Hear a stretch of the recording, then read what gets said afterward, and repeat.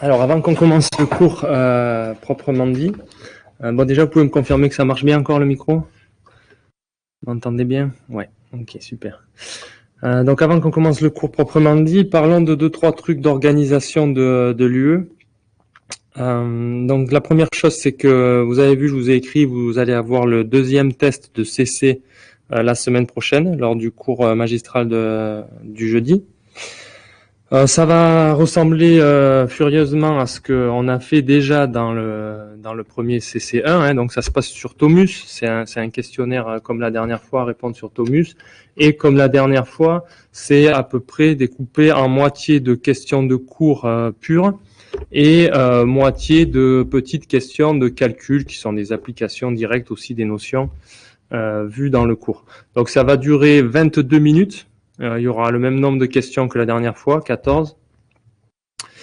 Et voilà, et donc il y aura, pour ceux qui font un tiers-temps, ça sera 30 minutes. Ok, donc ça, ce sera la deuxième note de CC, et une fois qu'on aura fait ça, on aura 3 notes de contrôle continu, donc les 2 petites CC qu'on a fait en cours, qu'on aura fait en cours, et la note de TP. Donc ça, je crois que je vous avais dit, ça comptera 50% finalement, et pas 40% comme j'aurais aimé, parce que en fait, j'ai pas le choix là-dessus. C'est 50% pour l'examen final et 50% pour le contrôle continu. Et donc l'examen final, j'en sais un peu plus, donc je l'ai mis sur la page du cours. L'examen final, il n'aura pas lieu lors de la première semaine de janvier, comme je vous l'avais annoncé, dû au fait que on n'est pas en présence finalement. Donc il y aura une autorisation spéciale de venir faire les examens en présence pour la semaine des examens. Donc on fera aussi le nôtre pour la semaine des examens. Et la semaine des examens, c'est celle qui commence le 18 janvier. Nous, notre créneau, c'est le jeudi matin, donc on sera, ça fera le 21. Donc le 21 janvier, le jeudi matin, vous aurez l'examen de RO. Et on connaît pas encore l'horaire. L'horaire, il sera fixé, pas par mois.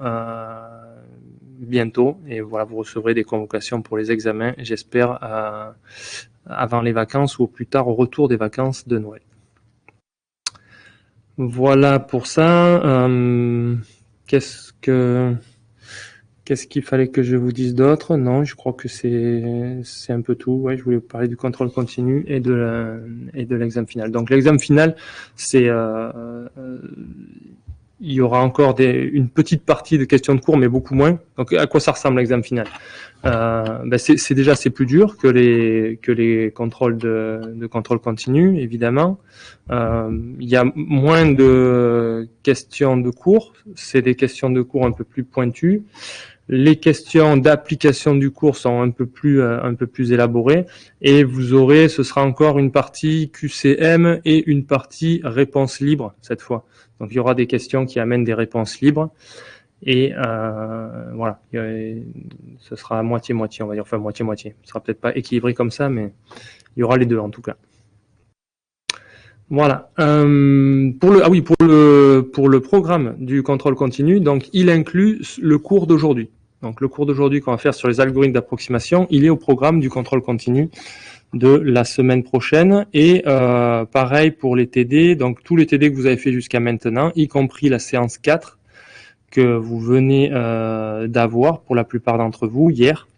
Elle est au programme du test de CC de la semaine prochaine.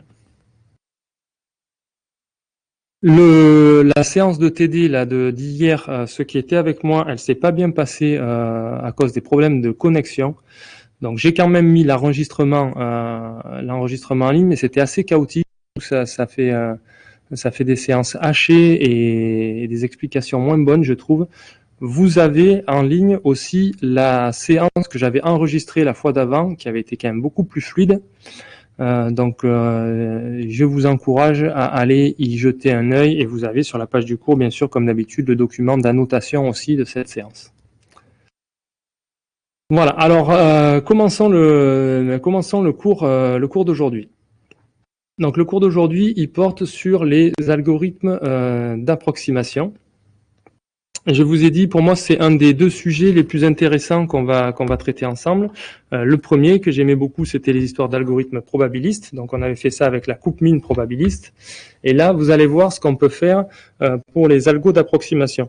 L'idée, à la fois dans les algos probabilistes et dans les algos d'approximation, c'est que pour s'attaquer à des problèmes difficiles, et on a vu que les problèmes intéressants qu'on retrouvait en optimisation, ils étaient souvent difficiles. Pour s'attaquer à des problèmes difficiles, c'est-à-dire pour lesquels il n'existe pas d'algorithme efficace. Problème NP difficile, ça veut dire tout ce qu'on sait faire, c'est des algos exponentiels pour les résoudre de façon exacte. Mais qui dit exponentiel dit très petites instances qu'on peut traiter. Donc si on veut traiter des plus grosses instances, il faut relâcher quelque chose. D'accord ?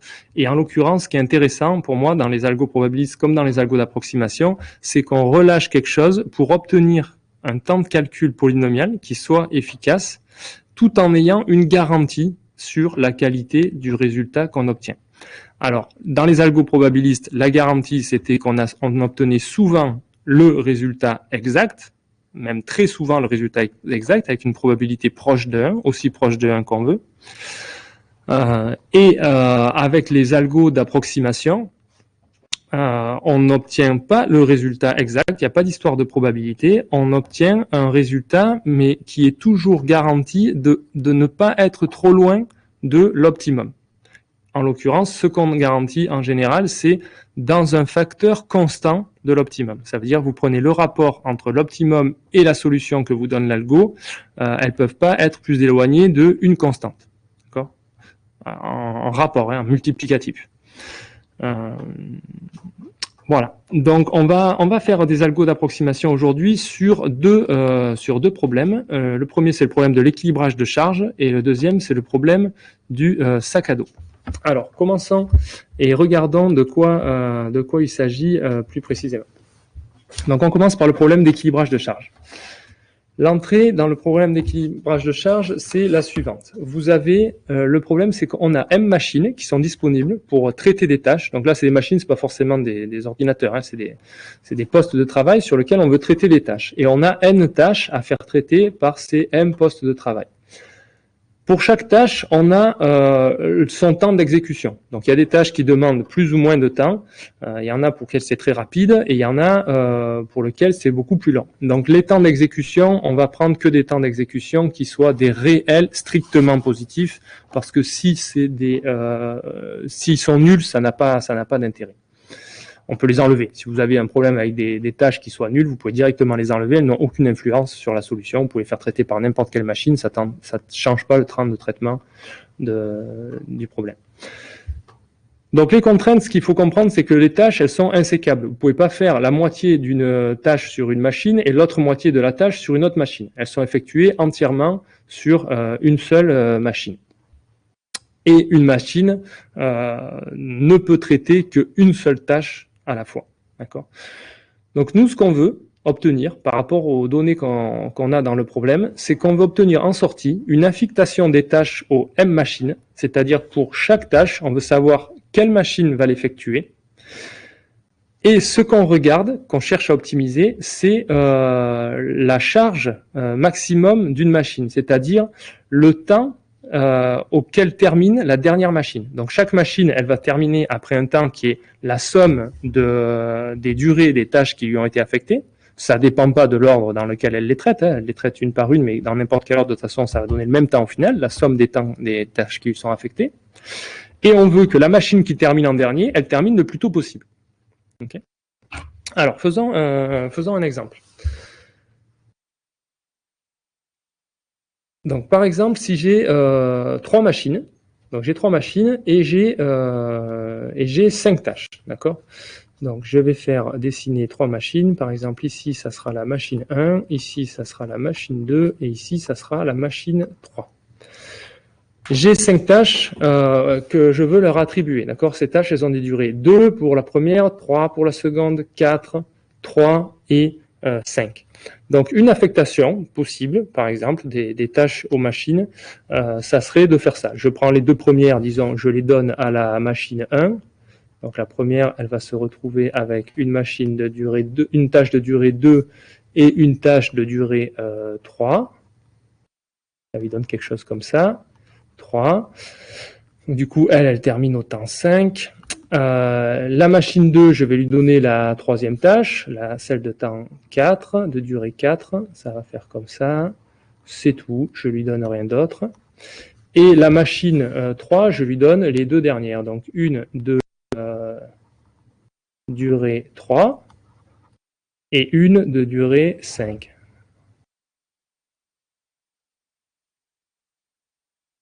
Ok. Donc il y a une machine qui termine au temps 5, il y a une machine qui termine au temps 4, et puis celle-là, elle termine au temps 8. Okay. Donc là, pour cette affectation, la grandeur qui nous intéresse, qu'on cherche à optimiser, c'est le 8. D'accord ? C'est le temps auquel termine la dernière machine. Donc là, j'ai fait une affectation auquel on termine au dernier temps en 8. Voilà. Donc vous voyez, chaque tâche va sur une machine et on somme les temps, les durées des tâches sur chaque machine pour savoir à quel temps termine cette machine. On regarde celle qui termine le plus tard.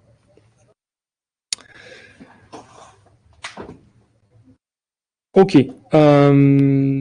Pourquoi est-ce que... Qu'est-ce que j'ai comme slide d'après? Ouais. Bon, okay. Pourquoi est-ce que ça correspond à une notion d'équilibrage de charge? C'est peut-être pas tout à fait intuitif ou c'est peut-être pas tout à fait direct de voir que si je cherche à minimiser le temps maximum de fin, ça va me donner une certaine notion d'équilibrage des charges sur les machines. Alors, si vous regardez pourquoi est-ce que c'est comme ça, imaginez la solution, au contraire, la plus déséquilibrée possible. La solution la plus déséquilibrée possible, d'accord, ça consisterait à mettre toutes les tâches sur une machine. Dans ce cas-là, le temps de maximum de terminaison, il est très élevé, parce que toutes les tâches sont traitées sur la même machine. Dans ce cas-là, ça nous donnerait 8 plus 4 plus 5, ça nous donnerait 17. D'accord ? Donc, si vous cherchez à minimiser le temps final, ça va vous donner une certaine notion d'équilibrage. Ça veut dire que le temps final, c'est quoi? C'est la charge de la machine la plus chargée. Donc, si vous essayez de minimiser la charge de la machine la plus chargée, en fait, vous essayez de répartir la charge un peu sur toutes les machines pour que la plus chargée soit le moins haute possible, d'accord, la moins chargée possible. Ok. Donc voilà pourquoi c'est le problème d'équilibrage de charge. Ce problème, il est très très courant. On le rencontre dans plein de choses. On le rencontre par exemple en réseau, lorsqu'on choisit sur quelles interfaces on envoie du trafic ou des choses comme ça. Ou si vous avez un certain nombre de tâches à traiter, d'accord, cette situation elle est très générique. Et on retrouve souvent ça. Je veux équilibrer les charges. Une façon de le faire, c'est d'essayer de minimiser la charge maximale d'une machine. Ce problème, comme je vous l'ai dit déjà plein de fois, ce problème, il est NP complet. D'accord ? NP complet, ça veut dire que dans l'état actuel des connaissances, on n'a pas d'algo polynomial pour le résoudre. Mais on sait le faire en temps exponentiel. Ça, on sait faire. Okay. On ne sait pas en fait s'il existe un algo polynomial, on ne sait pas, mais on suppose fortement que non, parce que la question est ouverte depuis maintenant 50 ans, et depuis 50 ans, on n'arrive pas à montrer que pour les problèmes NP complets, il n'y a pas d'algo polynomial, qu'il n'y en a vraiment pas, mais on n'arrive pas à en trouver. Voilà. Et vous vous rappelez, vous avez vu ça en calculabilité, si on en trouve un d'algo polynomial pour un problème NP complet, alors ils admettent tous un algo polynomial par le système là des réductions entre eux. Donc voilà, donc celui-là, il est difficile et comme on disait, c'est malheureusement le cas de la plupart des problèmes intéressants. Et qui dit intéressant dit aussi souvent naturel. Donc là, ces problèmes qu'on regarde, c'est des problèmes très naturels que vous retrouvez facilement dans plein de situations d'optimisation. Et en fait, malheureusement, ils sont à peu près tous difficiles. On en a vu que quelques-uns rares qui n'étaient pas difficiles, comme par exemple le flow. Ok, donc nous, qu'est-ce qu'on va faire? On va faire quelque chose pour faire un algo polynomial. D'accord? Et ce qu'on va faire justement, c'est qu'on va relâcher l'exigence qu'on a sur le rendu. On va plus demander à avoir exactement la réponse exacte. On va demander seulement à avoir une réponse approchée. Mais, et ça c'est important, on veut une garantie sur la qualité de la réponse approchée. C'est-à-dire on veut une garantie de à combien on est de l'optimum. Alors, regardons justement, c'est quoi les garanties qu'on donne d'algo d'approximation. Donc, si je note I, une instance du problème, I, donc une instance, vous savez, c'est la donnée du problème.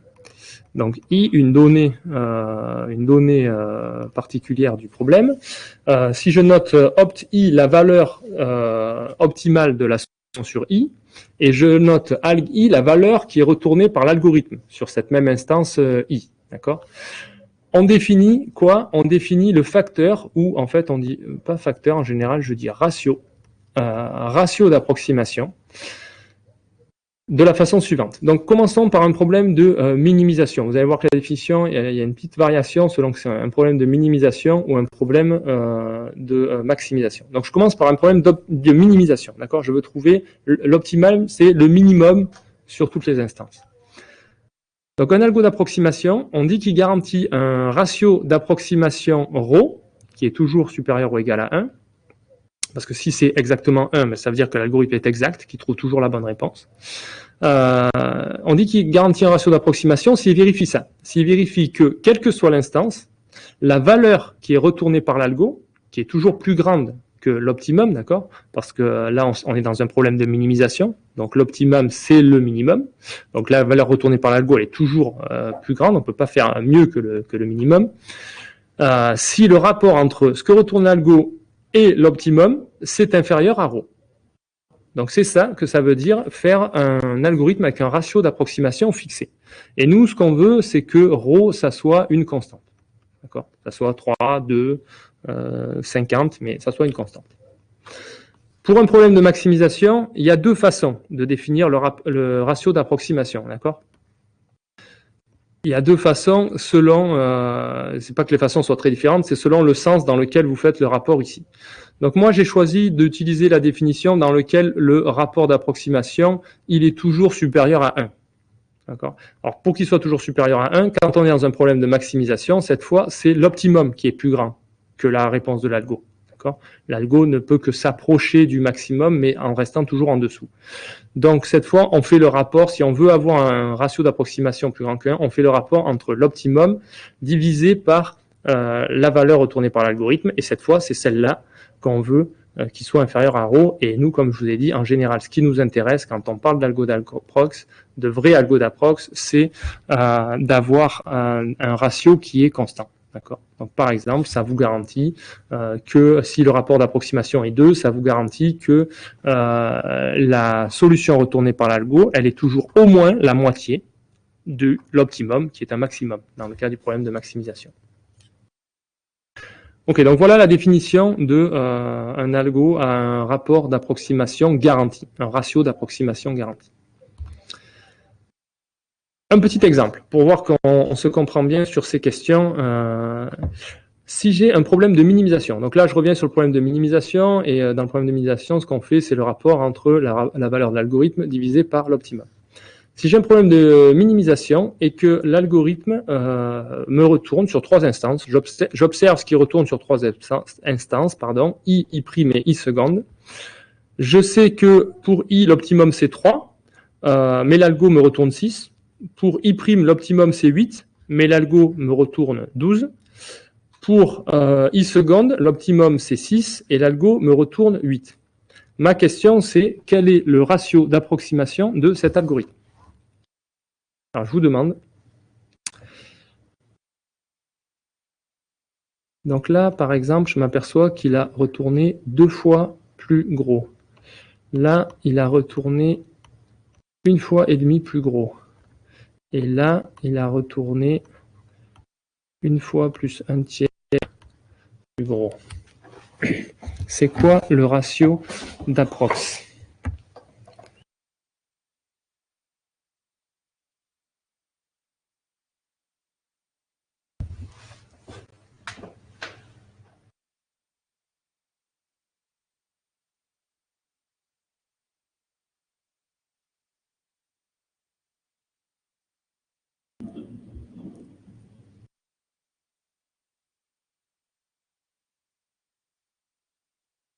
Ok, ben j'ai déjà la bonne réponse.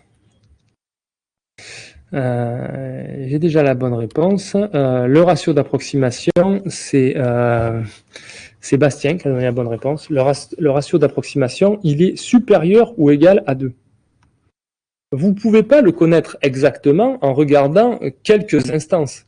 Le ratio d'approximation, il est garanti, la définition, c'est qu'il doit être garanti pour toutes les instances. D'accord ? Donc là, ce qui est clair, c'est qu'il ne peut pas être inférieur à 2, puisqu'il y a une instance sur laquelle on réalise exactement 2. Donc je ne peux pas dire, par exemple, c'est 1.5, parce que ce n'est pas vrai, des fois, il est plus mauvais que 1.5. Des fois, il me retourne 2 fois plus gros. D'accord ? Pareil, ce n'est pas un 33, des fois, il me retourne 2 fois plus gros. Donc là, sur les instances que je vous ai données, vous regardez le maximum, au plus loin, 2 de l'optimum. Donc le ratio d'approximation, il est supérieur ou égal à 2. Peut-être c'est 2, et peut-être c'est 50, parce que peut-être qu'il y a une instance i tierce sur laquelle il me retourne 50 fois plus gros. Donc nous, ce qu'on doit garantir quand on fait notre algo, c'est qu'on va faire un raisonnement, une preuve, pour montrer que le ratio qu'on annonce, il est garanti quelle que soit l'instance. Donc là, si je voulais montrer que c'est 2, il faudrait que je fasse une preuve que ça ne peut jamais être plus de 2. Donc là, quand on observe un truc comme ça, un nombre fini d'instances, on peut juste savoir qu'il n'est pas meilleur que 2. Okay. Par exemple, pour le problème qui nous occupe là en premier, pour l'équilibrage de charge, on va faire un algo polynomial tel que la solution retournée par l'algorithme, elle vérifie toujours, quelle que soit l'instance, ce qui est retourné par l'algorithme, c'est inférieur à 2 fois l'optimum. Donc l'équilibrage de charge, vous avez remarqué que c'est un problème de minimisation. On veut minimiser le temps de fin de la machine la plus chargée. Donc là, on a l'algo qui est toujours inférieur à 2 fois l'optimum. Et du coup, ça, si on est capable de prouver ça pour toutes les instances, ça nous donne un ratio d'approximation 2. Et c'est ce qu'on va faire. Question sur cette première partie ?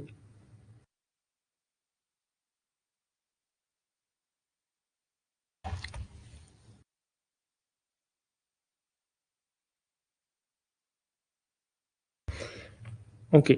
Donc si je reprends mon exemple d'avant, je vais peut-être le copier.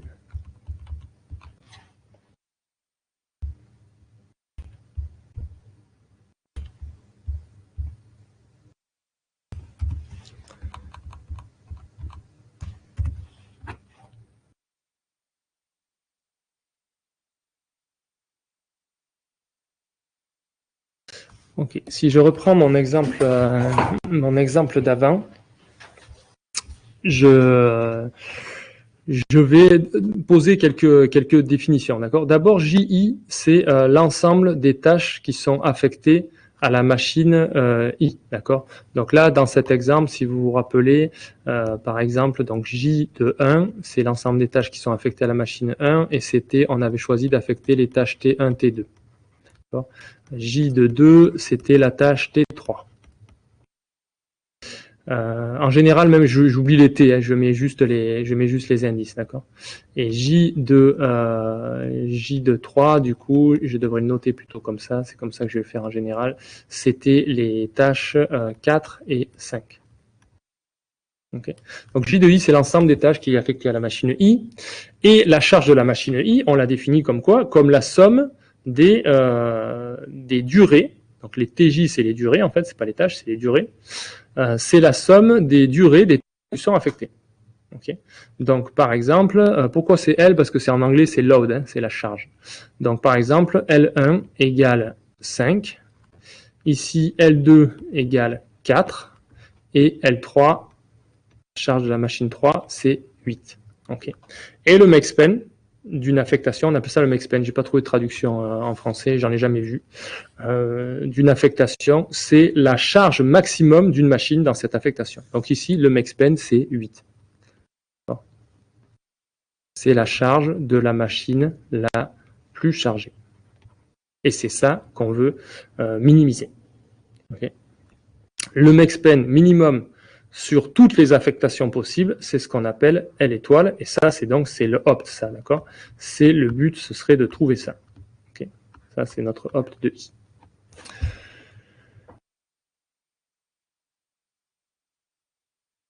Ok.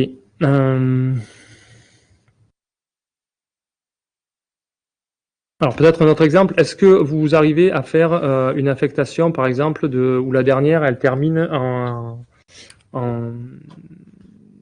au temps 7. Est-ce qu'on peut faire un peu mieux? Par exemple, est-ce qu'on peut terminer au temps 7 plutôt qu'au temps 8? Oui, c'est assez facile. J'aurais pu faire une affectation comme ça. Par exemple, au lieu de mettre 2 et 3, je vais mettre 2 et 5 ensemble. Je vais mettre 2 et 5. Pour la deuxième, du coup, j'ai le droit à faire 7, donc je vais mettre 3 et 4.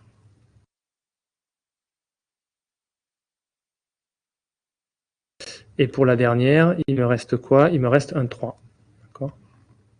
Donc voilà une autre affectation. Voilà une autre affectation. Et le max-pen de cette affectation, c'est le temps où termine la machine qui termine en dernier, c'est 7. Et c'est ça qu'on voudrait minimiser. On va voir dans un instant qu'on peut même faire mieux. Peut-être vous le voyez déjà. 5, 6 et 6. Oui, exact, Sébastien. Ça, c'est une meilleure affectation que tu proposes. Et ça va être même l'optimum d'avoir un temps de terminaison qui est 6 pour le max-pen. OK.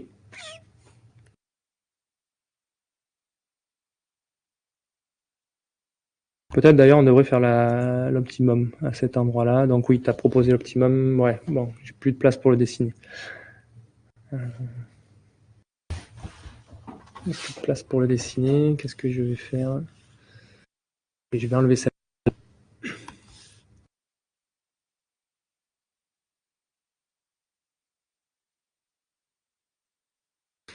Je vais enlever celle-là et je vais dessiner l'optimum. Donc l'optimum, ça ressemble à quoi? Je vais le faire en vert. Je vais reprendre exactement la solution de Sébastien. Par exemple, du coup, il nous propose de mettre la tâche 5 toute seule sur une machine. Par exemple, je la mets sur M1. Pour M2, tu proposes de prendre la tâche de durée 4 plus la tâche de durée 2.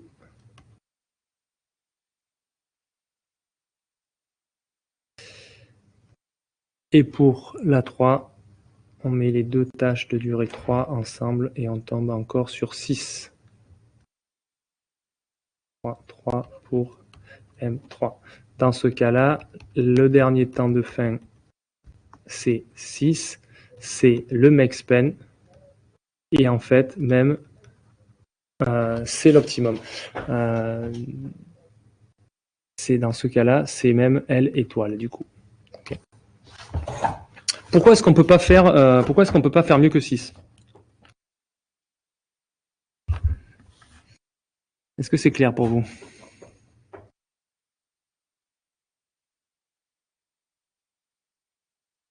Non, le max-pen, c'est juste la valeur. Donc, il peut y avoir plusieurs. C'est la valeur de la charge maximale, maximum dans l'affectation donnée. Mais il peut y avoir plusieurs machines qui ont cette charge. D'accord. Quand on parle du max-pen, on ne parle pas de quelle machine a cette charge-là. Après, on peut s'intéresser, nous, à quelle machine là, en effet. Mais le max-pen ne contient pas cette information. Pourquoi est-ce que ça peut pas être mieux que 6? Pourquoi est-ce que, alors déjà, je vous fais remarquer que là, dans les cas que j'ai pris, les durées, elles sont toutes entières, d'accord? Donc on fera forcément, le max-pen, ça sera un entier. Pourquoi est-ce que ça peut pas être 5? Exactement. Parce que, alors je vais le dire autrement, mais dans un instant, je vais le dire exactement comme tu le dis, Bruno, parce que si c'était 5, on aurait les trois machines qui sont de charge inférieure ou égale à 5, donc ça ferait un total de, la totale des charges serait inférieure ou égale à 15. Et en l'occurrence, si vous faites le compte, si vous comptez la somme des durées des charges, elle est plus grande que 15. Elle est 17, on a dit tout à l'heure.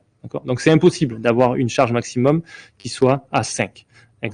Une autre façon de le dire, et je vais le dire comme ça dans un instant, comme a dit Bruno, c'est que la moyenne est à 5,33, donc on ne peut pas faire mieux que la moyenne, et comme en plus on est sur les entiers, dans ce cas-là, on ne peut pas faire mieux que 5. Ok. Donc voilà l'algo que je vous propose pour résoudre ce problème avec un facteur d'approximation. Oui, je vois que plein de monde a eu l'idée de la moyenne. Un facteur d'approximation 2. Ce qu'on va faire, c'est qu'on va choisir un ordre quelconque dans lequel on va traiter les tâches, mais on va s'y tenir. On choisit un ordre au départ sur les tâches, on les prend dans cet ordre, et à chaque fois qu'il y a une tâche qui arrive, on l'affecte à la machine la moins chargée. Okay. Donc ça, c'est vraiment C'est l'idée la plus simple quand même, d'accord? Chaque fois qu'il y a une tâche qui arrive, on va pas la mettre à une machine qui est déjà plus chargée que les autres, on va la mettre à la machine la moins chargée. Et on les prend dans un ordre quelconque. Ça n'a aucune importance, l'ordre dans lequel on les prend, ça peut être n'importe quel ordre. Donc ça, c'est très très simple, et ça donne un ratio d'approximation garanti, toujours de 2. Alors, faisons l'exemple sur notre problème initial. Donc, je ne me rappelle plus, bien sûr, dans quel ordre étaient les tâches. Il va falloir que j'aille le revoir. T1 et T2, donc c'était 2, 3, c'est ça? Ouais, c'était 2, 3, d'accord.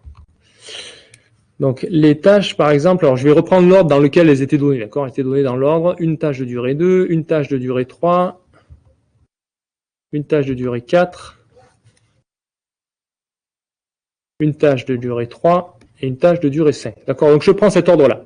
Okay, je considère la liste faite de cet ordre-là et je vais les traiter dans cet ordre dans lequel elles arrivent. Et je vais utiliser la règle qui est donnée par l'algo. Je vais toujours affecter la charge qui débarque à la machine la moins chargée. Donc au début, elles sont toutes chargées à 0, donc je peux la mettre à n'importe laquelle que je veux.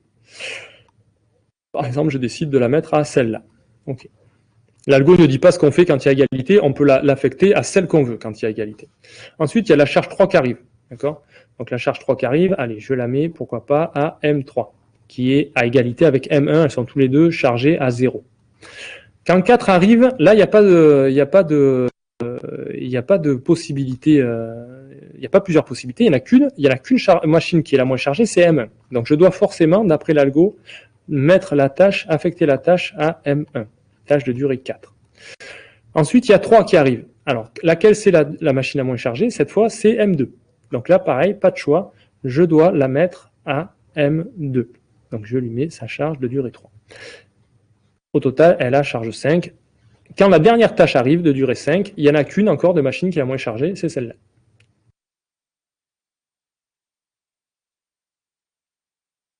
Ok. Voilà. Donc je me retrouve avec un makespan obtenu pour cette affectation par l'algo, d'accord, qui est de 8. Et on a dit l'optimum, L étoile, c'est 6, d'accord. Donc en effet, 8 divisé par 6, c'est plus petit que 2. Donc c'est cohérent avec le fait qu'on a dit que ça allait toujours nous garantir un rapport d'approximation 2. Laissez-moi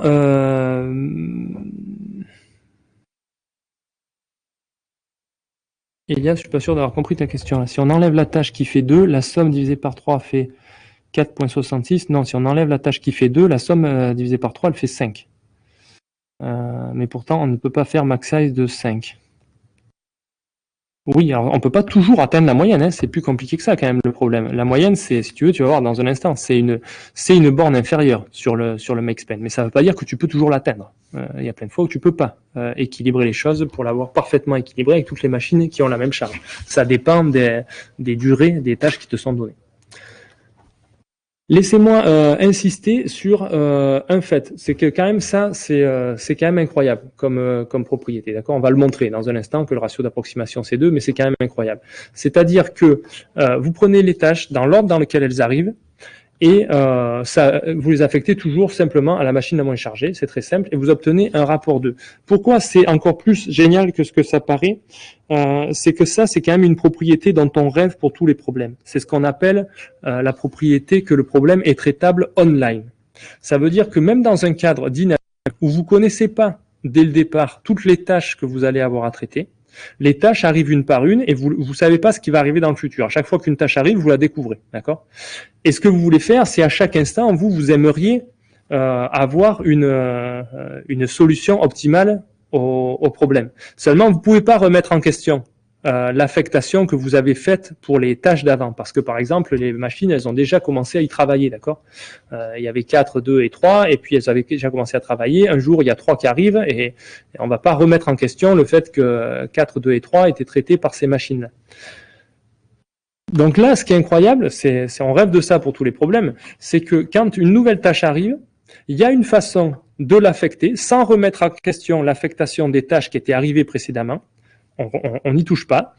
Quand une nouvelle tâche arrive, il y a une manière de l'affecter telle qu'en fait, on va jamais être à plus de 2 de l'optimum.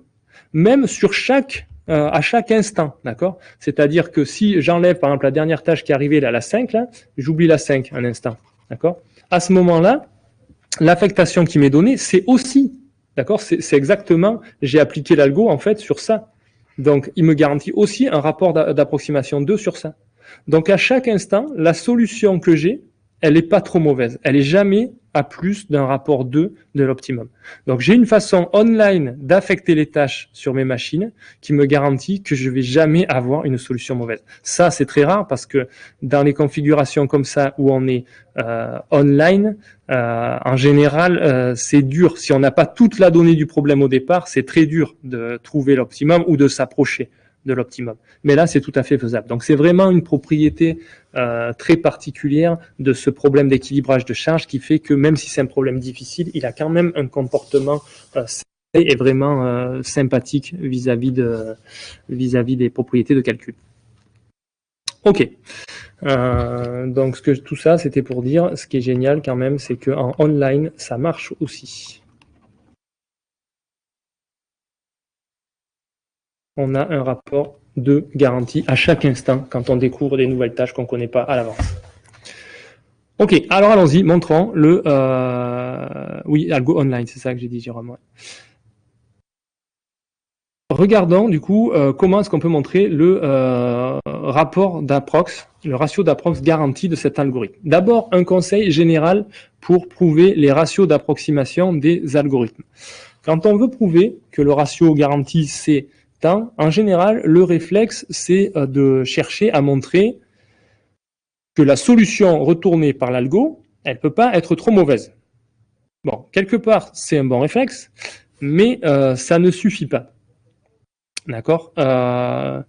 Donc on veut montrer que oui, elle peut pas être trop mauvaise, on s'appuie sur les propriétés de l'algo, et puis on n'arrive pas à montrer est-ce que c'est trop mauvais ou pas. Oui, on n'arrive pas pour une raison. C'est qu'en fait, on veut montrer pas trop mauvais par rapport à l'optimum. Et l'optimum, on le connaît pas. Donc on le connaît pas, et à bonne raison, puisqu'on est sur un problème difficile, c'est même difficile de le calculer par une machine, d'accord? Donc si on veut montrer que un truc est pas trop mauvais par rapport à un autre, il faut quand même avoir un contrôle sur sur chacun des trucs, sur le truc que donne l'algo. On va essayer de montrer que c'est pas trop mauvais en utilisant les propriétés de l'algo, évidemment, mais il faut aussi arriver à dire que l'optimum, on a un contrôle sur lui. En l'occurrence, c'est que il est pas trop bon. Donc ce qu'on veut montrer, c'est à la fois que le résultat fourni par l'algo peut pas être plus mauvais que ça, et que l'homme peut pas être meilleur que ça. Comme ça, là, je vais arriver à borner le rapport entre les deux. Donc en fait, le conseil, c'est que il faut quand même avoir une borne sur l'optimum. Il faut ne pas laisser s'échapper l'optimum aussi bon qu'on veut. Il faut avoir des moyens de dire l'optimum ne peut pas être mieux que ça. Donc nous, dans le cas d'un problème de minimisation, il faut donner une borne minimum. Il faut minorer l'optimum. Il faut dire ça peut pas être mieux que ça. Donc c'est toujours plus grand que ça. Alors, Jonathan, qu'est-ce que tu dis? Pour calculer le rapport, si j'ai bien compris, le max-pen est calculé par l'algorithme. Mais qu'en est-il du L étoile? Le L étoile, c'est le but. C'est le max-pen minimum sur toutes les affectations possibles. D'accord? Faut-il exécuter plusieurs fois l'algorithme et prendre le max-pen minimum parmi toutes les solutions? Tu peux faire ça si ton algorithme il est pas, s'il y a des choix dans ton algorithme. Mais nous là, on va faire un algorithme où il n'y a pas de choix, d'accord? Une fois qu'on t'a donné la liste d'entrée, il n'y a plus de choix. Donc tu pourrais essayer plusieurs listes en entrée, garder la meilleure solution, oui. Mais là, si tu veux, ce autour de quoi on tourne, c'est que justement le L étoile, c'est dur à calculer. On ne peut le faire qu'avec un algo exponentiel dans l'état actuel des connaissances. Donc nous, on va faire un algo qui s'exécute une seule fois. Il s'exécute une seule fois et il te donne une solution. Et cette solution va montrer qu'elle ne peut pas être à plus de 2 fois de l'optimum, c'est-à-dire le max-pen de cette solution ne peut pas être plus de 2 fois le L étoile. Et non, on ne connaît pas l'optimum en avance. D'accord ? Mais sans connaître l'optimum, on est capable de garantir que notre algorithme nous retourne une solution qui n'est pas à plus de un facteur 2 de l'optimum. Donc quelque part, à la fin de l'algo, tu l'exécutes une fois, à la fin de l'algo, tu connais quelque chose de plus sur l'optimum. Tu sais que l'optimum, il est supérieur ou égal à la moitié de ce que tu as retourné ton algo. Exactement. La solution de l'exécution, alg de i, c'est ce que j'ai noté. C'est algo sur i. C'est quelle est la valeur de la solution retournée par l'algo exécuté sur i. Donc, en l'occurrence, ici, la valeur, pour nous, c'est le makespan qui nous intéresse. Donc, alg de i, dans cet exemple-là, c'est le makespan de la solution retournée par l'algo sur l'instance i.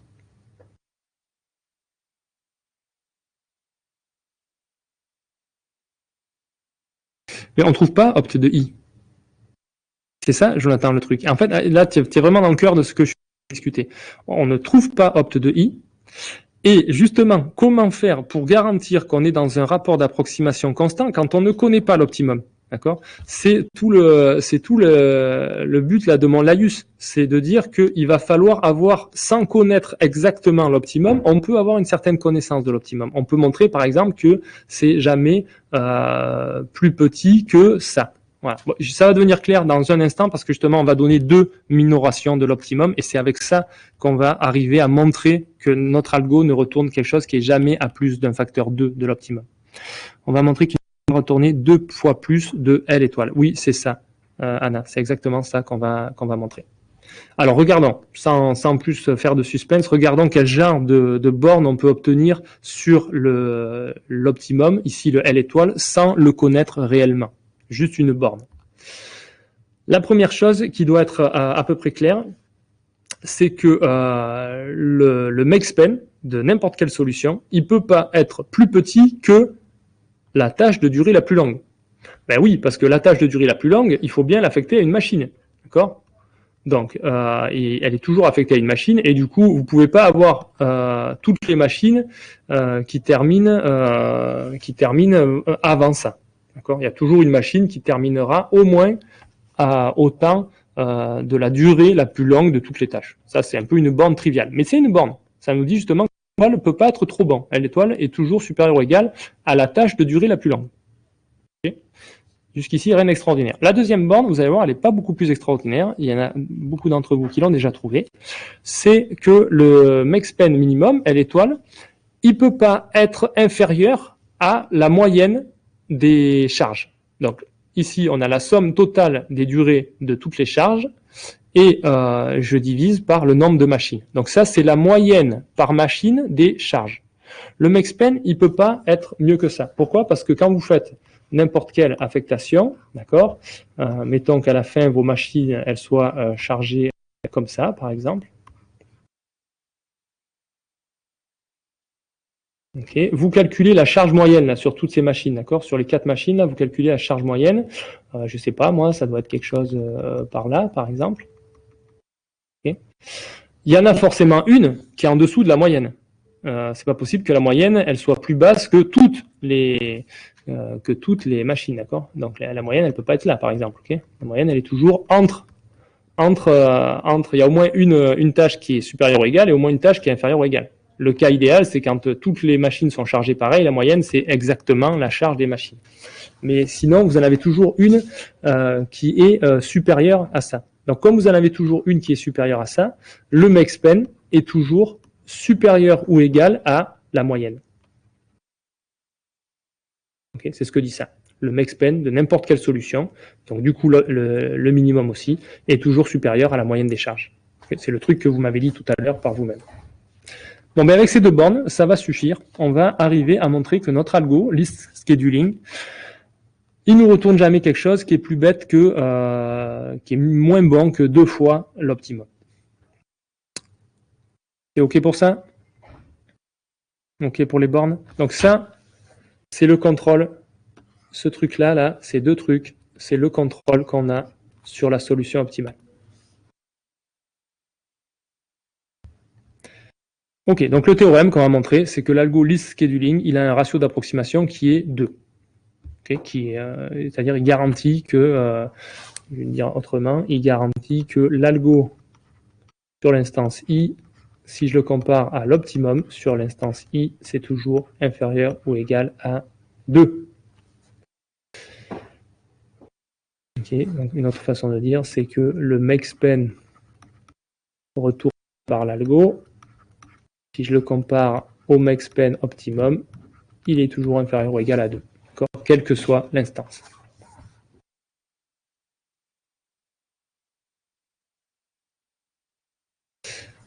Ok, alors allons-y.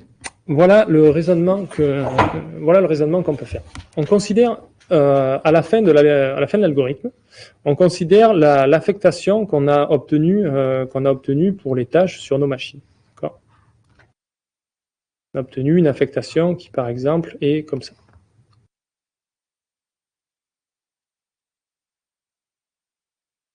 Ok, je vais faire comme ça.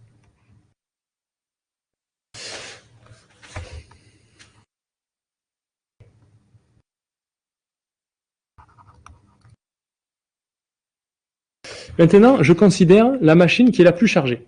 D'accord ? Donc, I, numéro de la machine qui est la plus chargée. Bon, ici, c'est M1. D'accord ? Donc, I, c'est la machine la plus chargée. Et je regarde J, la dernière tâche qui lui a été affectée. D'accord ? Alors là, j'ai quelque chose comme ça. Si je regarde la dernière tâche qui lui a été affectée, que j'appelle J, donc elle aura une durée TJ, d'accord ? On a une propriété qui est la suivante, qui est que pour n'importe quelle machine, n'importe quel cas dans 1M, si je regarde LI, donc LI, vous vous rappelez, c'était la charge totale de la machine numéro I, d'accord ? Donc ça, c'est LI. LI, si j'enlève la durée de la dernière tâche qui lui a été affectée, TJ, ok, donc je me retrouve là. Ça, c'est forcément inférieur ou égal à la charge de n'importe quelle machine. Bon, c'est inférieur à la charge de LI, évidemment, puisque j'ai retiré un truc à LI, mais pour toutes les autres machines aussi, c'est vrai que c'est inférieur ou égal à sa charge. Ça ne peut pas être au-dessus. Ça ne peut pas être que TJ, par exemple, aurait pris cette durée-là. D'accord ? Ça, c'est parfaitement impossible. Pourquoi ?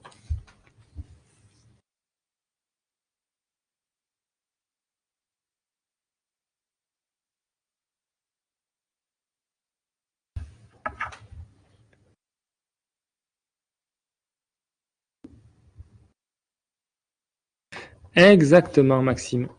Le truc clé, c'est que comme on attribue les tâches à la machine la moins chargée, au moment où TJ a été affecté à la machine I, d'accord ?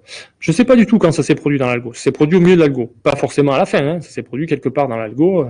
Peut-être que là, celle-là, elle a été chargée, puis qu'après, il n'y a plus que les autres qui ont été chargées. C'est peut-être il y a très longtemps. Mais en tout cas, au moment donné où la machine I a reçu TJ, à ce moment-là, la machine I, c'était la moins chargée. D'accord ? Éventuellement égalité avec d'autres, mais c'était la moins chargée. Donc là, il peut y avoir égalité. C'était la moins chargée. Du coup, à ce moment-là, les autres, elles étaient encore moins chargées qu'à la fin de l'algo. Parce qu'elles n'avaient peut-être pas reçu toutes leurs tâches encore. D'accord ? C'était il y a longtemps dans l'algo. Donc, de toute façon, quand moi je regarde leur charge là, à la fin de l'algo, elle est forcément plus importante que la charge qu'elles avaient à l'époque, au moment où la machine I a reçu la tâche TJ. Donc, à la fin de l'algo, j'ai bien ça. J'ai bien que la charge LI moins TJ, qui est la charge, ça c'est la charge de I au moment où I reçoit TJ, d'accord, elle est forcément inférieure ou égale à la charge de n'importe quelle autre machine à ce moment-là, et donc en particulier à la charge qu'a cette machine à la fin de l'algo, qui est encore plus élevée. Ok, donc on a cette propriété. En fait, cette propriété, ça suffit. Vous allez voir comment on va faire ça. Avec les deux majorations qu'on a fait avant, on a notre rapport d'approximation 2. Alors allons-y. Déroulons le calcul. Ce qui est important, c'est d'avoir bien compris ça. Est-ce que ça, c'est OK pour vous ?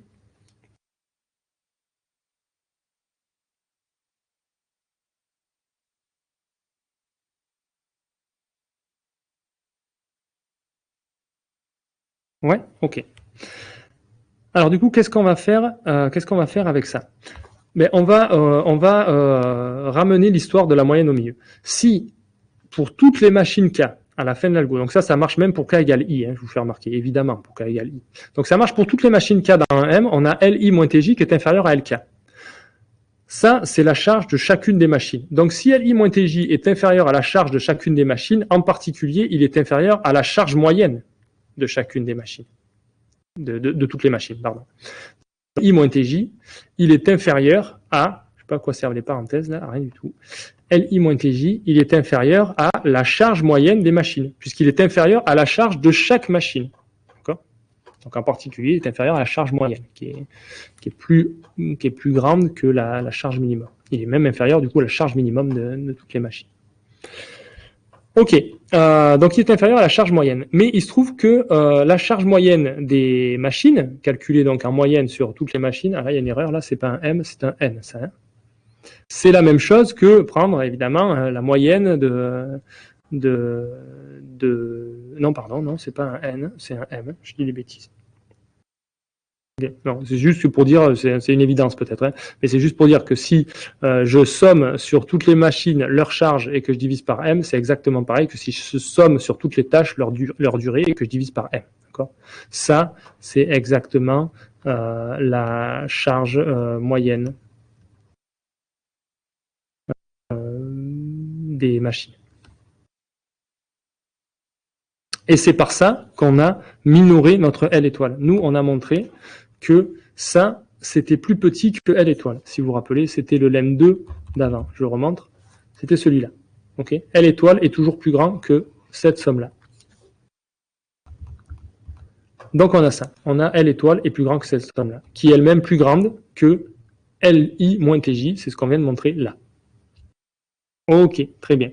Du coup, moi, ce qui m'intéresse, c'est quoi? LI, je vous rappelle que c'est quand même la machine la plus chargée. Donc moi, le MEXPEN de la solution là que je suis en train de regarder, c'est justement LI. Le MEXPEN de ma solution, c'est précisément LI. Donc moi, c'est ça que je veux majorer. Je veux montrer que c'est pas trop loin de l'optimum. Je veux majorer, en fait, je veux obtenir que je voudrais montrer que c'est moins que 2 fois L étoile. Okay.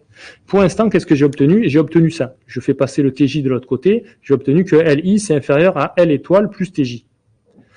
Oui, mais TJ, c'est une des tâches parmi toutes. Donc, c'est en particulier, TJ, c'est inférieur au max pour I des durées des tâches TI. D'accord? Et ça, on a dit que c'était inférieur à L étoile. Ça, c'est une évidence. D'accord? C'était notre premier lemme. C'est que le L étoile, il ne peut pas être mieux que la plus longue durée des tâches. C'est celui-là.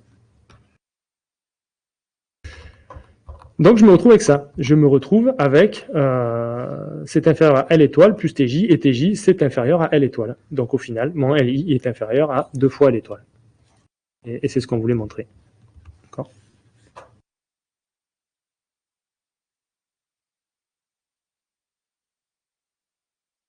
LI, c'était la plus grande charge. Donc, c'est le MEXPEN.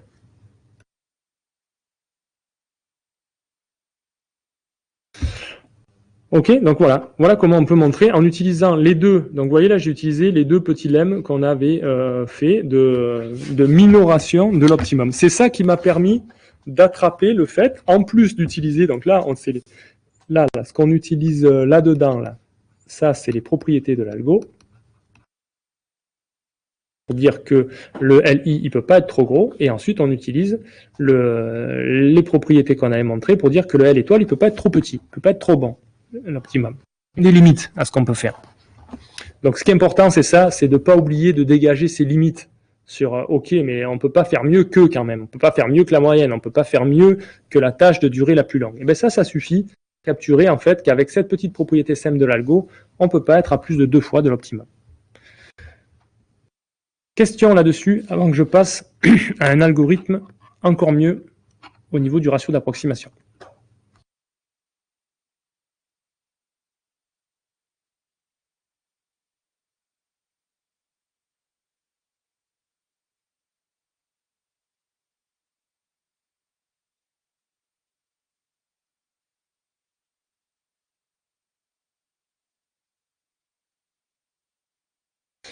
Oui, c'est vrai, 2 c'est pas mal, mais on va faire 3 demi. Alors 3 demi, par contre, c'est plus online.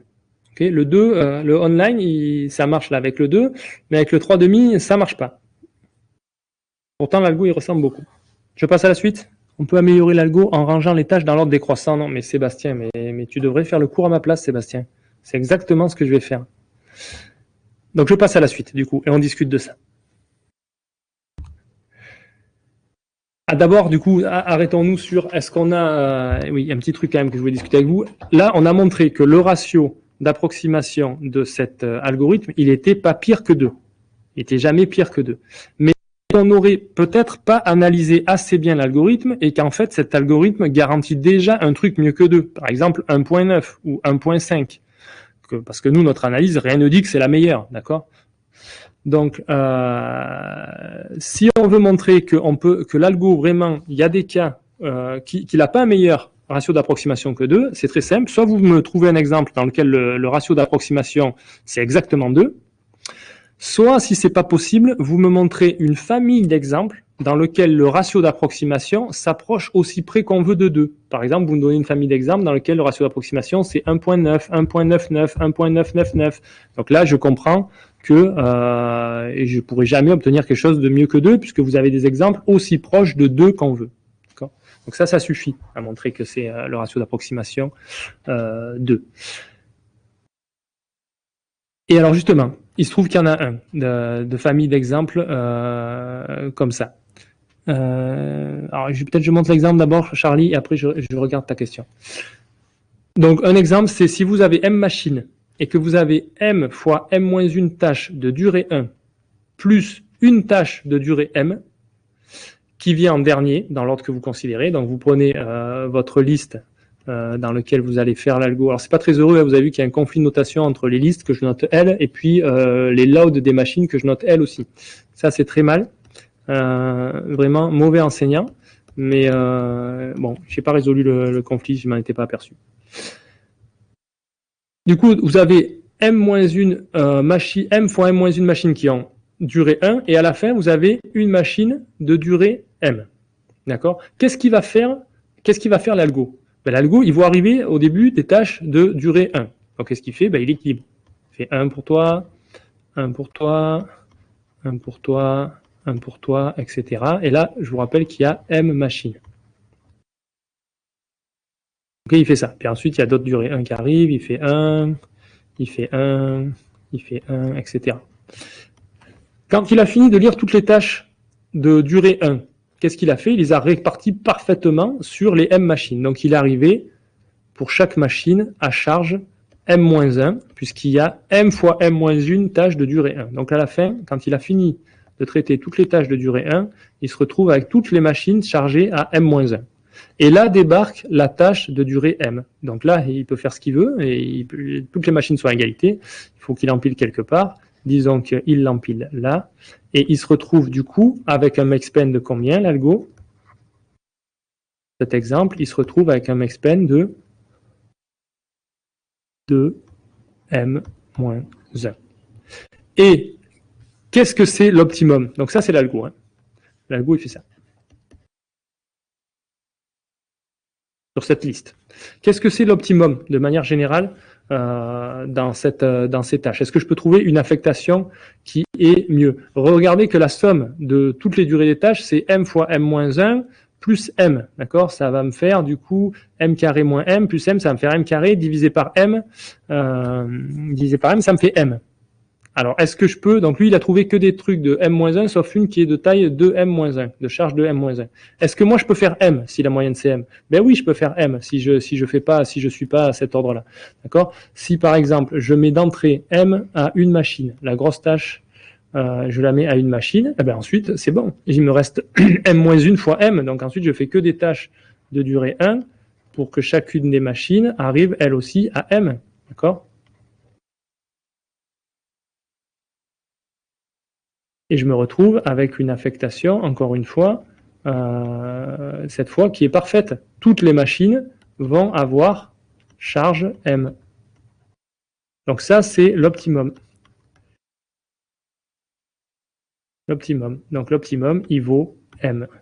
Et du coup, le rapport entre 2M moins 1, ce qui est trouvé par l'algo, et l'optimum, M, c'est égal à 2 moins 1 sur M. Donc si je prends des instances du problème avec de plus en plus de machines, je vais m'approcher aussi proche que je veux du rapport 2 parce que ce machin-là va tendre vers 0. D'accord? Donc ensuite je fais tendre M vers plus l'infini. C'est ça qui me donne ma famille infinie d'exemples et ce machin-là va tendre vers 2. D'accord? Et voilà pourquoi en fait notre analyse, elle était bien. Donc analyse qu'on a faite, c'était la meilleure possible. il y a des exemples dans lesquels on s'approche aussi près qu'on veut de 2. Donc non seulement on a prouvé le rapport d'approx, le ratio d'approx de cet algo, mais en plus on sait qu'on l'a bien prouvé parce qu'on ne pouvait pas faire une preuve meilleure qui prouvait un meilleur ratio.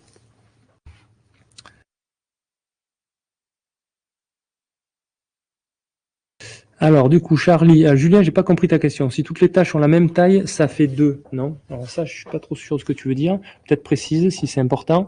Charlie, c'est plus online, mais si à chaque fois qu'une machine termine une tâche, on trie toutes les nouvelles tâches et on affecte, c'est déjà pas mal au lieu d'affecter dès qu'on a une nouvelle tâche. Alors toi, tu voudrais trier les tâches quand quand une machine termine une tâche, on trie toutes les nouvelles tâches. Ah, tu veux dire on trie toutes les tâches qui n'ont pas été encore effectuées. Ouais, ça serait possible. Disons par rapport aux contraintes pratiques, on pourrait faire quelque chose comme ça. C'est déjà peut-être un peu mieux, mais je suis pas sûr de ce que ça peut garantir par contre. Non, 2 moins 1 sur m, quand même, t'envers infini, ça t'envers 2, Sébastien. Bon, finalement, c'est bien que ce soit moi qui fasse le cours.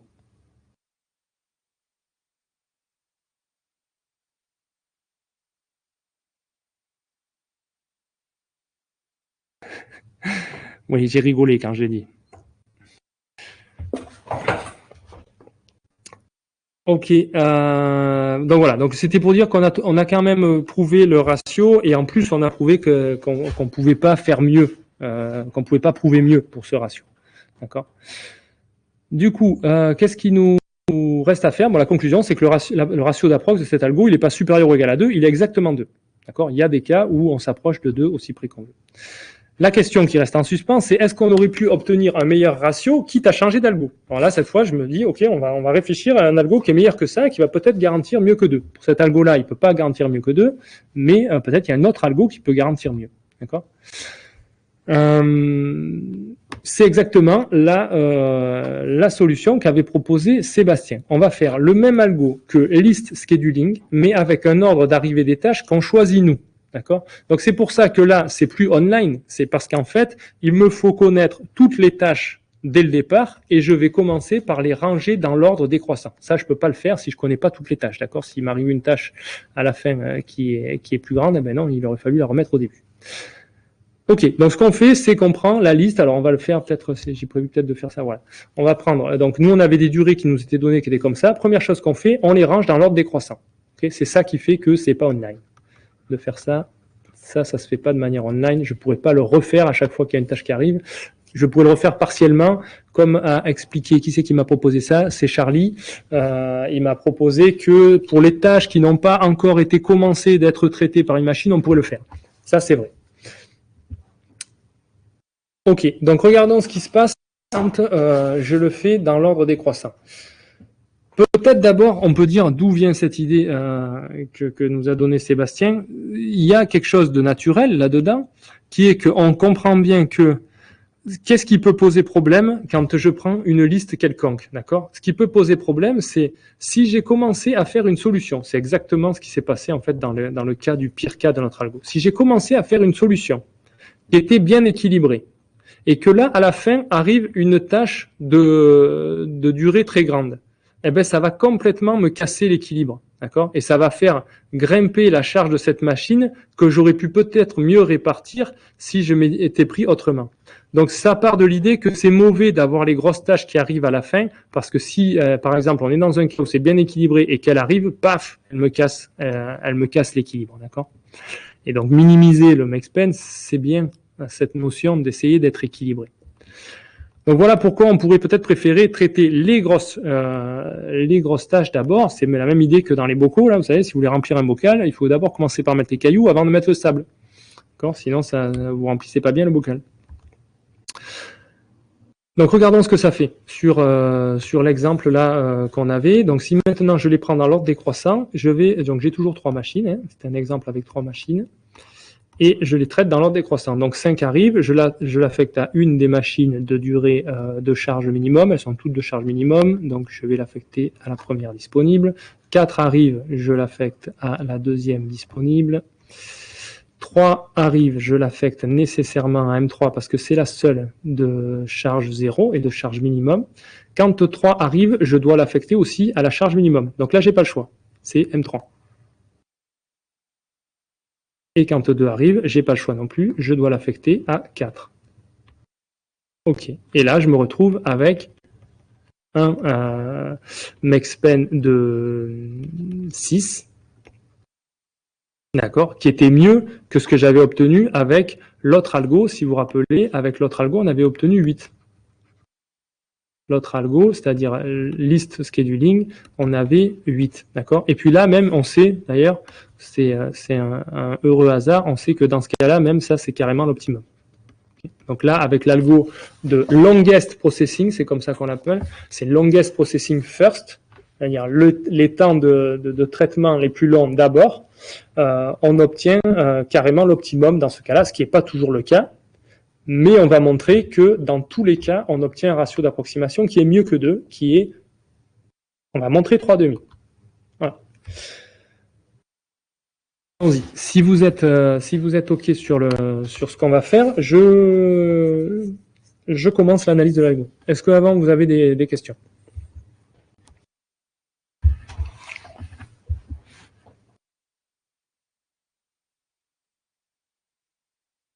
Ah, je vois que j'aurais pas dû plaisanter comme ça avec votre camarade là. Vous êtes pas tendre avec lui derrière. Hein. Pas de questions sur ça? Je continue? OK. Du coup, pour commencer l'analyse, on va déjà faire une observation très simple, c'est que on peut toujours supposer que le nombre de tâches, ça c'est les tâches, vous vous rappelez, le nombre de tâches, il est toujours plus que le nombre de machines. Sinon, c'est quoi? Sinon, c'est trivial. Sinon, les solutions sont triviales parce que si vous n'avez pas plus de tâches que de machines, mais vous mettez une tâche, chaque tâche va sur une machine différente. Ça, c'est le mieux qu'on puisse faire. Et du coup, dans ce cas-là, l'algo, il trouve toujours la okay, l'étoile. D'accord, si on avait moins de tâches que de machines, alors une tâche par machine et on trouve l'optimum. Ok, donc on peut supposer qu'il y a plus de tâches que de machines. Vous allez voir que je vais m'en servir immédiatement.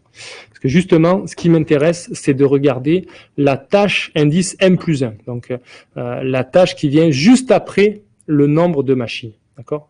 Donc en fait, la tâche d'indice M plus 1, c'est la première qui va être affectée à une machine où il y a déjà quelque chose dessus. Avant, pour les TM premières tâches, elles sont toutes allées sur une machine différente qui avait charge 0.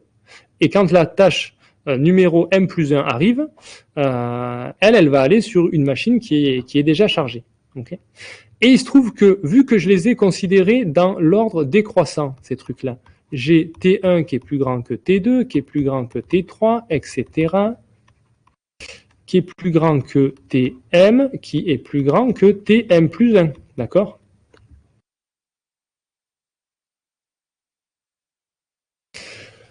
On va peut-être changer de couleur. Du coup, en particulier, quand ma tâche TM, de durée Tm plus 1, là, quand ma tâche numéro M plus 1, elle arrive, toutes celles-là, elles sont allées chacune sur une machine.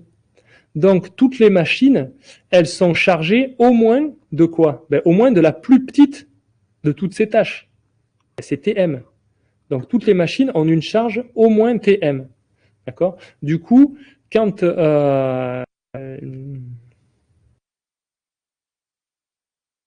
alors, attendez, pourquoi j'ai mis L étoile? C'est ça qui m'étonne un peu, mais bon.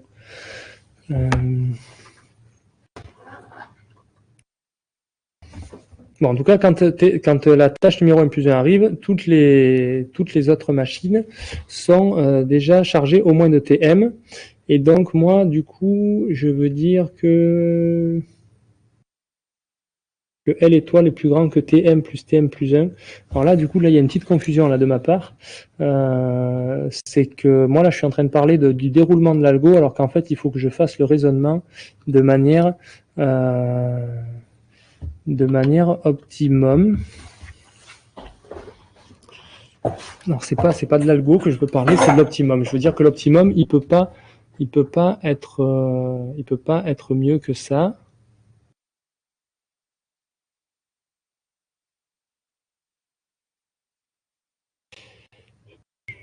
Ben oui, alors le raisonnement est un peu plus compliqué, mais oui, je vois pourquoi c'est vrai. C'est que si vous regardez la machine, si vous regardez la machine qui a reçu Tm plus 1, ok. Donc là, je fais un truc général, hein, je fais pas l'algo, je fais un truc, une affectation générale. Si vous regardez dans une affectation, la machine qui a reçu Tm plus 1, d'accord. Si elle n'a reçu Si cette machine-là, alors je vais le faire comme ça, ok, on va le faire calmement parce que je m'aperçois que le raisonnement n'est pas tout à fait simple. Donc je regarde la machine M, je vais l'appeler MJ, je regarde la machine MJ qui a reçu Tm plus 1, d'accord, dans mon affectation. Donc là, quelque part, il y a Tm plus 1.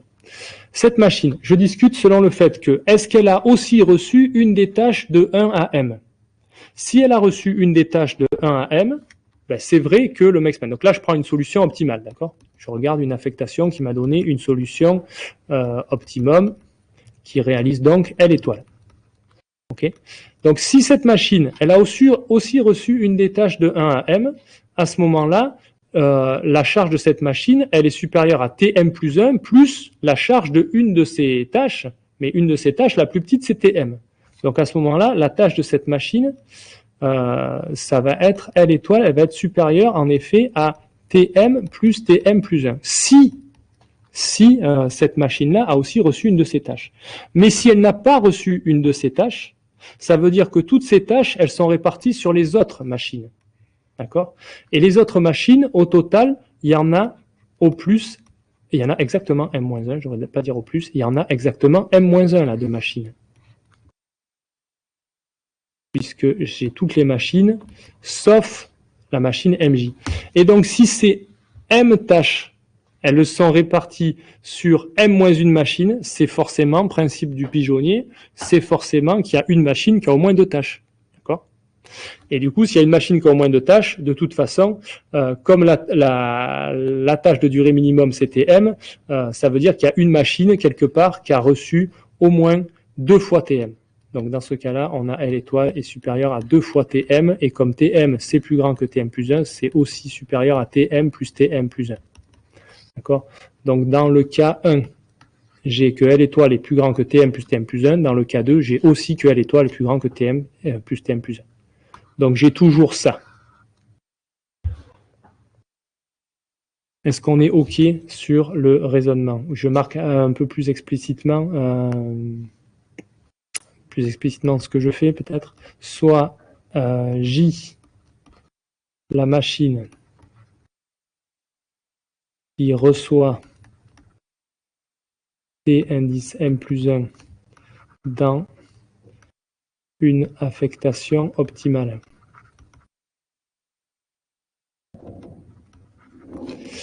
Premier cas. Donc J a aussi reçu une des tâches T1 jusqu'à Tm. Okay, dans ce cas-là, on a montré alors L étoile est forcément plus grand que Tm plus 1. Deuxième cas, J n'a reçu aucune tâche de T1, Tm. Okay. Dans les deux cas, on arrive à montrer que L étoile est plus grand que Tm plus 1. Ok, donc voilà. Donc c'est pas ce que je raconte. C'est écrit que chaque machine a au moins une charge Tm. Ok, je peux refaire le raisonnement là. Pour faire le raisonnement en m'appuyant sur ce que j'ai écrit. Du coup, j'espère que ce sera un peu lisible quand vous reprendrez les notes, mais je vous refais le raisonnement bien. Si vous le comprenez bien, avec les notes, vous arriverez à le retrouver. Je considère une affectation optimum qui réalise donc le L étoile. D'accord ? Elle n'a pas été obtenue par l'algo. C'est vraiment une affectation optimum qui réalise le L étoile. Je regarde dans cette affectation, je regarde la machine J, je vais le faire avec une autre couleur encore, orange. Je regarde la machine J qui a reçu Tm plus 1, qui a reçu la tâche de durée, la tâche numéro M plus 1. Okay. Je regarde cette machine et je discute. Je dis il y a deux cas. soit cette machine, elle a reçu aussi une des tâches, une des m premières tâches. D'accord? Soit elle en a reçu une, c'est le cas numéro 1. Elle en a reçu une. Si elle en a reçu une, elle a reçu à la fois donc, Tm plus 1 et une de ces tâches. Mais toutes ces tâches, elles sont de durée supérieure à Tm. Donc cette machine, dans ce cas-là, la load de J, elle est supérieure ou égale à Tm plus 1 qu'elle a reçu, plus Tm, puisqu'elle a reçu une tâche de durée supérieure à Tm. Du coup, je me retrouve avec L étoile est supérieure à Tm plus 1, puisque L étoile est supérieure à Lj, évidemment. Ça, c'est dans le premier cas. OK. OK pour le premier cas? Ah, le truc du pigeonnier. Non, le truc du pigeonnier, je vais pas le dire dans le cas général. Là, on l'utilise dans un cas simple. Du coup, je vais y revenir quand on passe dessus. Ça s'appelle le pigeonnier ou ça s'appelle aussi le principe de Dirichlet. Je vais revenir sur ce que ça dit. Il y a une version plus générale. Je vais vous faire la version très simple, celle qu'on utilise. Ok, donc ça c'est pour le premier cas. C'est ok pour le premier cas?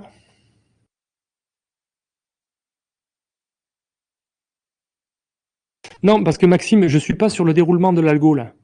Je suis sur une affectation générale qui n'a pas été obtenue par l'algo, d'accord? Donc là, l'affectation générale, elle fait ce qu'elle veut. Elle met les tâches qu'elle veut, où elle veut, pour obtenir l'optimum, d'accord? C'était ça justement mon erreur au départ, c'est que moi je croyais qu'on était sur une minoration de l'algo, mais non, ce qu'on veut là, c'est une minoration de l'optimum. Donc il faut que ça marche dans tous les cas, même avec une affectation plus maligne que l'algo. Donc du coup, dans le premier cas, où elle s'est vue recevoir aussi une de ces tâches, bon, c'est réglé. Il y aurait le cas qui nous embête un peu, où elle aurait reçu aucune des m premières tâches, cette machine qui a reçu Tm plus 1. Mais à ce moment-là, ça ne nous embête pas trop, parce que ça veut dire que les m premières tâches, elles ont toutes été affectées seulement à ces machines-là, seulement au reste des machines, d'accord? Et le reste des machines, elles sont en nombre m-1, puisqu'il y a m machines au total. Donc je me retrouve dans la situation, et c'est là qu'on vient sur l'histoire des pigeons, c'est que les m tâches de durée les plus grandes ont été affectées dans la solution optimum sur m-1 machine. Principe du pigeonnier, il y a forcément une de ces m-1 machines qui s'est vue affecter au moins 2 tâches. Je vais le dire autrement, vous allez voir le rapport avec les pigeons. On va d'abord parler pigeons. Vous voulez mettre des objets dans des cases, je vous donne m-1 case, il faut mettre m objets. On ne peut pas faire autrement que de mettre 2 objets dans une même case. Voilà. Si les objets c'est des pigeons et les cases c'est des pigeonniers, vous avez le principe du pigeonnier. Okay. Ça marche de manière plus générale. Si je vous donne m cases et k fois m plus 1 pigeon, vous êtes obligé d'avoir une case qui contient au moins k plus 1 pigeon. Parce que si vous essayez de bien répartir, vous mettez 4 pigeons par case et vous vous retrouvez qu'avec km pigeons. Il y a le dernier pigeon, il faut le mettre quelque part. Donc il y a au moins une case qui contient k plus 1 pigeon. Donc là, on l'a fait avec k égale 1, un peu plus simple. Donc on a m tâches qui veulent aller dans m-1 machine. Il faut forcément qu'il y ait une machine, une case qui contienne 2 tâches. Du coup, il y a une de ces m-1 autres machines qui contient 2 de ces tâches-là. Mais ces tâches-là, la plus petite durée, c'est Tm. Donc cette machine-là, elle contient au moins 2 fois Tm. D'accord ? Donc là, je devrais dire, il existe un I tel que la machine I contient au moins 2 de ces tâches. Ces tâches, c'est celles-là, les m plus grandes. Du coup, load de I, elle est supérieure à 2Tm. Mais 2Tm, vous êtes d'accord que c'est aussi supérieur en particulier à Tm plus 1. D'accord ? Puisque Tm est supérieur à Tm plus 1. Okay, Tm est supérieur à Tm plus 1. Donc finalement, Li est supérieur à ça. Et dans ce cas-là, je me retrouve du coup aussi avec L étoile qui est supérieur à Li. Et je me retrouve avec mon L étoile qui est supérieur à Tm plus 1. Donc dans les deux cas, le cas numéro 1 comme le cas numéro 2, je me retrouve avec L étoile qui est supérieure à Tm plus 1. Et K1 et 2, c'est une disjonction de cas, ça couvre tous les cas possibles. Donc dans tous les cas, j'ai toujours ça. Okay. Et en particulier, évidemment, ça, c'est aussi supérieur à 2 fois Tm plus 1, puisque Tm est supérieur à Tm plus 1. Donc au final, tout ça pour dire quoi? Pour dire que ça y est, j'ai obtenu ma minoration, une nouvelle minoration de l'optimum. On avait la moyenne, on avait la pire longueur des tâches, mais j'ai aussi 2 fois la longueur de la tâche juste après les m premières tâches, de la m plus unième tâche. D'accord? Donc en particulier, si je renverse ce truc-là, c'est ce que je vais utiliser, je pense, dans l'analyse. On a aussi ça. Tm plus 1, c'est inférieur à L étoile sur 2. OK pour ce raisonnement?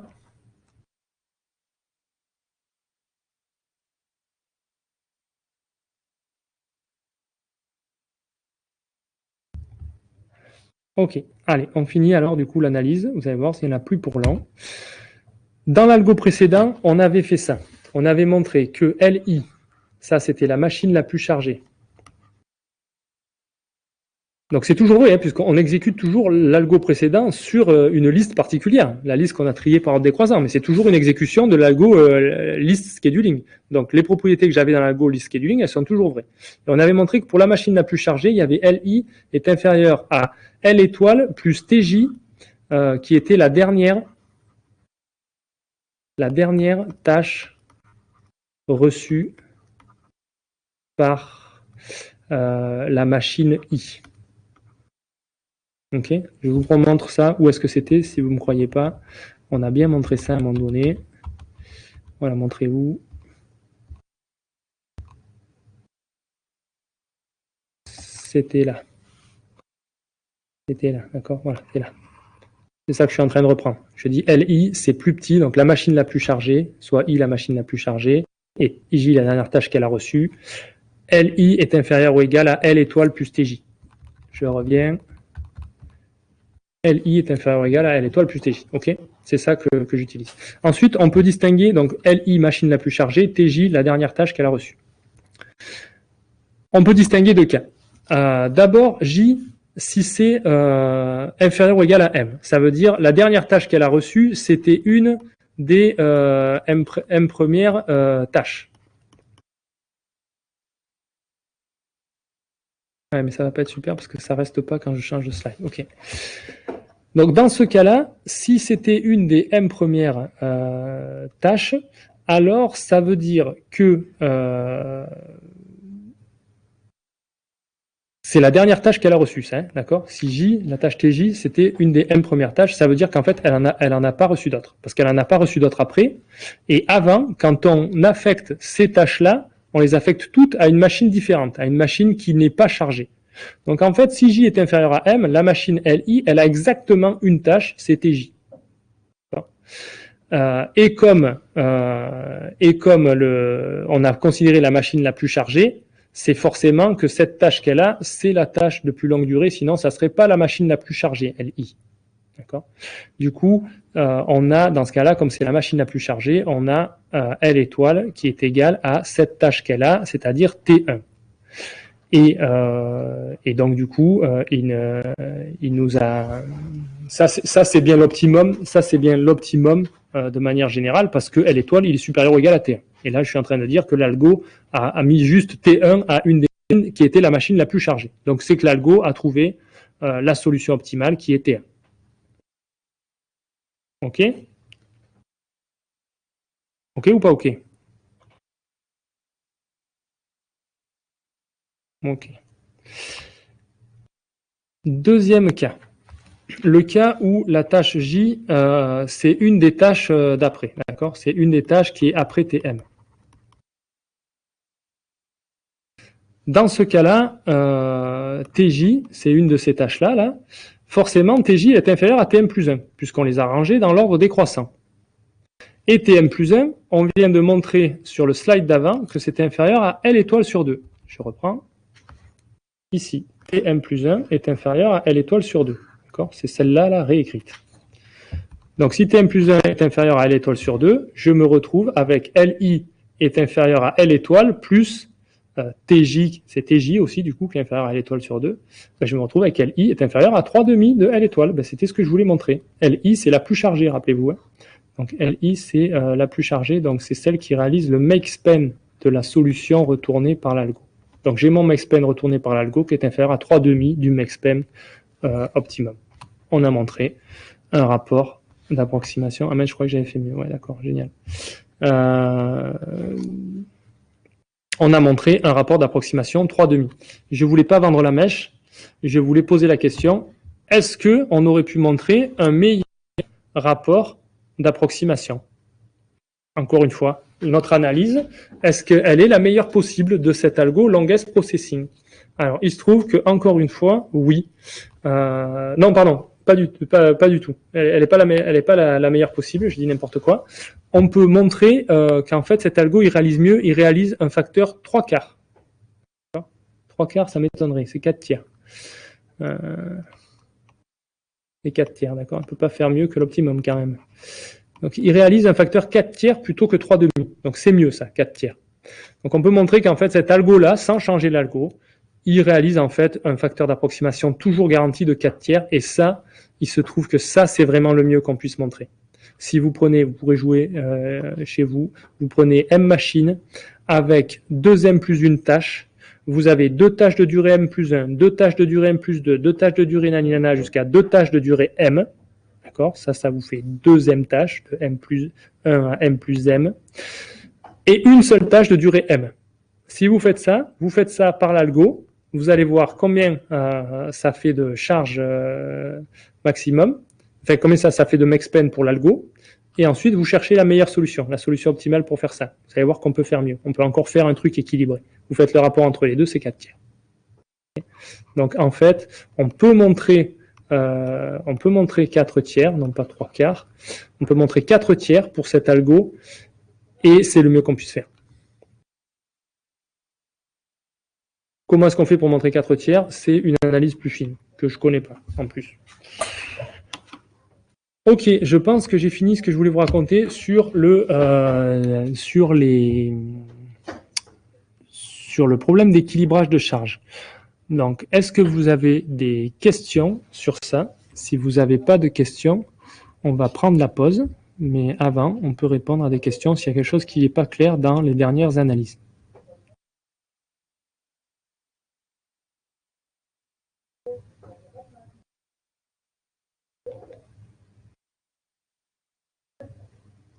C'est OK pour vous?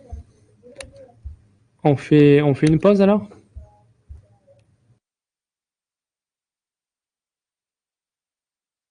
Vous m'entendez encore? Ouais. Ouais. Allez, on fait la pause. Alors, si personne n'a de questions, ce que je vais faire, c'est que je vais casser l'enregistrement en deux. Alors pour ça, je suis désolé. D'une part, je vais arrêter d'enregistrer de suite.